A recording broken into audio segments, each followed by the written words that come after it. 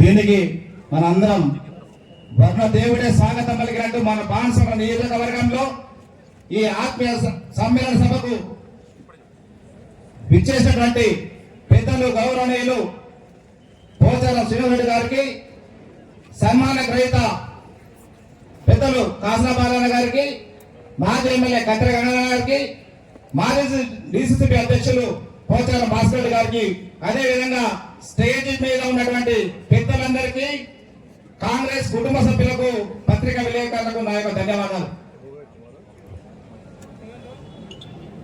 గత 25 రోజులుగా బాన్స్వాడ నియోజకవర్గంలో ఏం జరుగుతుంది, ఏం జరగబోతుందని ఒక ప్రశ్నార్థకంగా ఉన్న ఈ రోజు పెద్దలు, అనుభవజ్ఞులు, గత 47 సంవత్సరాల రాజకీయ ఉద్దండులు అనేక అభివృద్ధి చేసి తన సలహాలు సూచనలు అవసరమని స్వయాన మా ముఖ్యమంత్రి రేవంత్ రెడ్డి గారు తన ఇంటికి వెళ్లి స్వాగతం పలికిన సందర్భం మనం అందరం చూసాం. తను కాంగ్రెస్ పార్టీకి వచ్చిన కొన్ని రోజుల్లోనే కష్టపడ్డ మా బాలన్న గారికి ఆగ్రో ఇండస్ట్రీ చైర్మన్ గా రావడం చాలా సంతోషదాయకం. ఒకటే సార్, ఇంతకుముందు సార్ అని చెప్పినట్టు మీరు కార్యకర్తల కంటికి రెప్పలా కాపాడతారా అని చూసాం.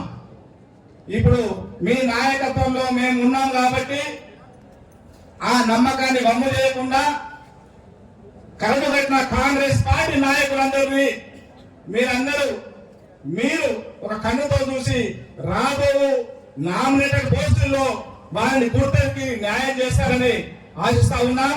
అదేవిధంగా రేపు రాబోయే రోజుల్లో కూడా ఎంపీటీసీ సర్పంచ్ సొసైటీ ఎన్నికల్లో కూడా మీరు అనుకుంటే ఇనామినేస్ అయ్యే పరిస్థితి ఉంటుంది కాబట్టి బాగా సహకారంతో మీరందరూ కరెక్ట్ కట్టిన పార్టీని నమ్ముకుని ఉన్న నాలాంటి వాళ్లకు న్యాయం చేయాలని చేస్తారని కోరుతా ఉన్నాం. అదేవిధంగా గత ఎన్నికల్లో 2 సార్లు బాలన్న గారికి కాంగ్రెస్ పార్టీ టికెట్ ఇచ్చింది. మొన్న ఎన్నికల్లో టికెట్ రానప్పటికీ రేవంత్ రెడ్డి గారు తన కష్టాన్ని నమ్మి ఈ రోజు ఆగ్రో ఇండస్ట్రీ చైర్మన్ గా ఇచ్చినందుకు చాలా సంతోషం చేస్తా ఉన్నాం. దయచేసి మన కాంగ్రెస్ పార్టీ కార్యకర్తలు గుర్తించాలా. కాంగ్రెస్ పార్టీ నమ్ముకున్నారు కాబట్టి ఈ 35 మంది నామినేటెడ్ పోస్టుల్లో ఒక్కసారి వెనుకరికి చూస్తే అందరూ కష్టపడ్డ వారికే ఇవ్వడం జరిగింది. రాబో బాన్స్వాడ నియోజకవర్గంలో కూడా మనకు అలాంటి పరిస్థితులు వస్తాయని చెప్పి మనం ఆశించాలి. తొందర పడకుండా కింది స్థాయిలో క్యాడర్ కూడా దయచేసి నేను 24 సంవత్సరాల రాజకీయ జీవితంలో మన పెద్దలు పోచారం శ్రీనివాసరెడ్డి గారిని కలిసినప్పుడు కాంగ్రెస్ పార్టీ చేరిన తర్వాత తన ఒకటే చెప్పాడు, మీలాంటి కాంగ్రెస్ పార్టీ కార్యకర్తలే ముందుండండి. వాళ్ళ కార్యకర్తలు కూడా అదే చెప్పాడు. చాలా మంది మిత్రులు ఆ పార్టీలో ఉన్నారని చెప్పారు.